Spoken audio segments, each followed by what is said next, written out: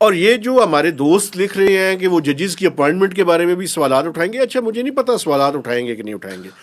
असल इशू ये है कि वो अपनी रिपोर्ट में, और उस रिपोर्ट में ये लिखा हुआ है कि वो उसको पब्लिश किया जाएगा।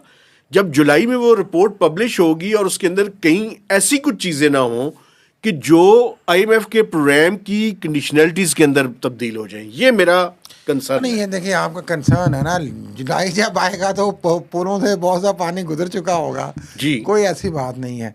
वो लिख भी देंगे तो मेरा नहीं ख्याल पाकिस्तान पे बाइंडिंग होगी।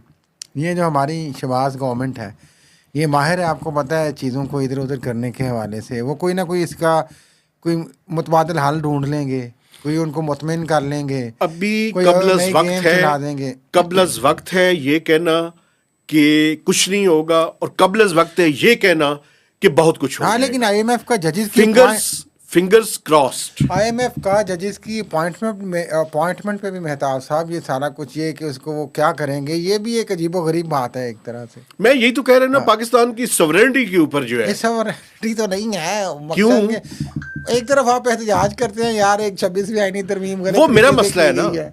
वो मेरा मसला अगर कोई है, इसको कहता है वो कान मेरा खोल के मसला है ना। मैं देखें। अपने घर के अंदर अगर मुझे 26वीं आईनी तरमीम के ऊपर सारे एतराजात हैं, हाँ जी ठीक है, लेकिन इन एतराजात का मतलब ये नहीं है कि मैं आईएमएफ की मदद के जरिए उसके अंदर जो है मेरे तब्दीलियां भाई लाने की जब कोशिश देखें, करूं। जब बात को समझने की कोशिश करें मेरी तरफ समझाएं। से, जब इधर से कुछ नहीं हो रहा ना, बहुत कुछ कोशिश कर ली गई है ना, पीटीआई ने भी, बाकी लोगों ने भी, वकला ने भी, सिविल सोसाइटी जो कि ना होने के बराबर है उसने भी, कुछ हुआ है?